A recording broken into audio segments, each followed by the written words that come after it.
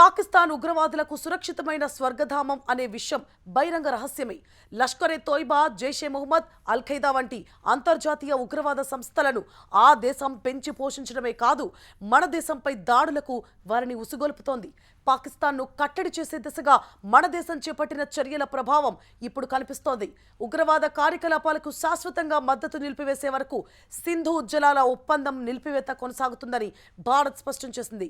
తాజాగా పాక్ కేంద్రంగా కార్యకలాపాలు సాగిస్తోన్న 23 మంది ఆపరేటివ్స్ ను ఉపా చట్టం కింద ఉగ్రవాదులుగా ప్రకటించింది భారత్.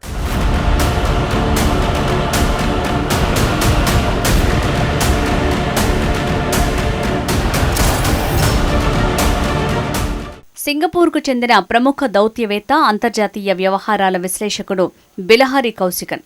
తాజాగా ఆయన బయటపెట్టిన ఓ విషయం పాకిస్తాన్ పాలకుల కపట స్వరూపాన్ని ప్రపంచానికి మరోసారి చాటి చెప్పింది.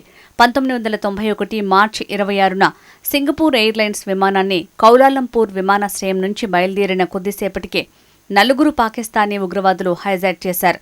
ఆ విమానంలో 114 మంది ప్రయాణికులు, 11 మంది సిబ్బంది ఉన్నారన్నారు. సింగపూర్లోని చాంగి విమానాశ్రయంలో ల్యాండ్ అయిన సమయంలో వారందరినీ ఉగ్రవాదులు బందీగా చేసుకున్నారు. సింగపూర్ విదేశాంగ శాఖ అధికారులు ఆ విషయాన్ని నాటి పాకిస్తాన్ ప్రధానమంత్రి బెనజీర్ భుట్టో దృష్టికి తీసుకువచ్చేందుకు అర్ధరాత్రి 3 గంటల సమయంలో ఫోన్ చేశారు. అయితే అక్కడి అధికారులు ఆమెకు ఫోన్ ఇవ్వడానికి నిరాకరించారు. విమానం హైజాక్ విషయం చెప్పినా పట్టించుకోలేదు. మేడం నిద్రపోతున్నారని, ఇప్పుడు ఆమెను డిస్టర్బ్ చేయలేమని చెప్పి ఫోన్ పెట్టేశారు. హైజాకర్లు తాము బెనజీర్ భుట్టోతో మాట్లాడాలనుకుంటున్నట్టు చెప్పారు. ఆ సమయంలో ఆమె సింధులోని తన కుటుంబ ఎస్టేట్లో ఉన్నారు. విమానం హైజాక్కు గురైందని, ప్రయాణికులకు ప్రాణాపాయ స్థితి ఉందని చెప్పినా పాకిస్తాన్ పట్టించుకోలేదు. దీంతో చేసేదేం లేక సింగపూర్ కమాండోలు విమానం తలుపులను పేల్చివేసి లోపలికి ప్రవేశించారు. హైజాకర్లను హతమార్చి ప్రయాణికులను సురక్షితంగా విడిపించారు.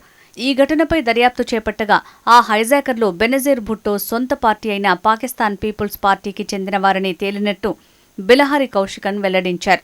పాకిస్తాన్ జైళ్లలో ఉన్న ఉగ్రవాదులను విడిపించడానికి వారు విమానాన్ని హైజాక్ చేసినట్టు తెలిసిందన్నారు. పాకిస్తాన్ ఎదుర్కొంటున్న సమస్యలకు పొరుగు దేశాలైన భారత్, ఆఫ్ఘనిస్తాన్ కారణం కాదని, అసలు కారణం అక్కడి నాయకులు, సైన్యమేనని బిలహరి కౌశికన్ స్పష్టం చేశారు.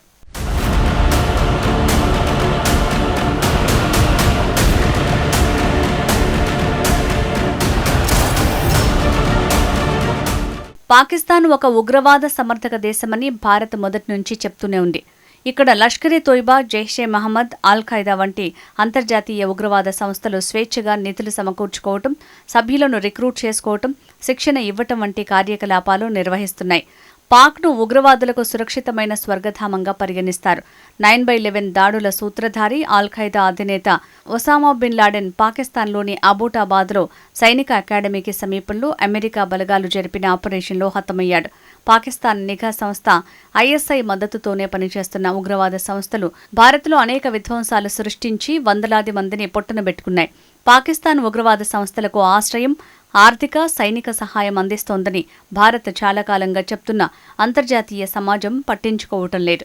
గతేడాది జమ్మూ కాశ్మీర్లోని పహల్గాంలో పాకిస్తాన్ ప్రేరేపిత ఉగ్రవాదులు జరిపిన దాడి నేపథ్యంలో భారత్ ఆ దేశం మీద ఆపరేషన్ సింధూర్ చేపట్టింది. సరిహద్దుల్లోని ఉగ్రవాద స్థావరాలను, పాకిస్తాన్ వైమానిక స్థావరాలను ధ్వంసం చేసింది. పాకిస్తాన్లో ఉన్న సింధు నదీ జలాల పంపిణీ ఒప్పందాన్ని భారత్ నిలిపివేసింది. దీంతో ప్రస్తుతం ఆ దేశం విలవిల్లాడుతోంది. భారత్ మీద ఒత్తిడి తెచ్చేందుకు అనేక ప్రయత్నాలు చేస్తోంది. కాగా పాకిస్తాన్పై ఉగ్రవాద కార్యకలాపాలకు శాశ్వతంగా మద్దతు నిలిపివేసే వరకు సింధు జలాల ఒప్పందం నిలిపివేత కొనసాగుతుందని భారత్ పునరుద్ఘాటించింది. మరోవైపు ఐక్యరాజ్యసమితి నిషేధిత ఉగ్ర సంస్థలైన లష్కర్ ఎ తోయిబా, జైషే మహమ్మద్, అల్ ఖైదా, ఐసిస్ వంటి సంస్థలపై ప్రపంచ దేశాలు సమన్వయంతో కఠిన చర్యలు తీసుకోవాలని భారత ప్రధాని నరేంద్ర మోడీ, జపాన్ ప్రధాని సనాయే తకైచి పిలుపునిచ్చారు. తాజాగా గుజరాత్లో భారీ ఉగ్ర కుట్రను యాంటీ టెర్రరిజం స్క్వాడ్ భగ్నం చేసింది. రాష్ట్ర వ్యాప్తంగా విస్తరిస్తున్న స్లీపర్ సెల్ నెట్వర్క్ ని గుర్తించి 8 మంది అనుమానిత ఉగ్రవాదులను అదుపులోకి తీసుకున్నారు. వీరు జైషే మహమ్మద్ నెట్వర్క్ ని విస్తరించడానికి, కొత్త సభ్యులను చేర్చుకోవటానికి, ఉగ్రవాద భావజాలాన్ని ప్రచారం చేయటానికి ప్రయత్నిస్తున్నట్లు తేలింది. ఈ 8 మంది దారుల్ ఇస్లాం గుజరాత్ జైషే మహమ్మద్ అనే పేరుతో ఒక నెట్వర్క్ ని ఏర్పాటు చేసి కార్యకలాపాలు కొనసాగిస్తున్నారు. వీరు పాకిస్తాన్ కేంద్రంగా పనిచేస్తున్న ఉగ్రవాద హ్యాండ్లర్లు అబ్దుల్లా మహమ్మద్ ఉమర్తో సంప్రదింపులు జరుపుతున్నట్టు ఏటీఎస్ అధికారులు గుర్తించారు. జైషే మహమ్మద్కు చెందిన ఉర్దూ సాహిత్యాన్ని వీరు గుజరాతీ భాషలోకి అనువదించి ప్రచారం చేసేందుకు పాకిస్తాన్ నుంచి 3 లక్షల ఆర్థిక సాయం అందినట్టు ఏటీఎస్ గుర్తించింది. వారి కార్యకలాపాలపై లోతుగా దర్యాప్తు చేస్తున్నారు.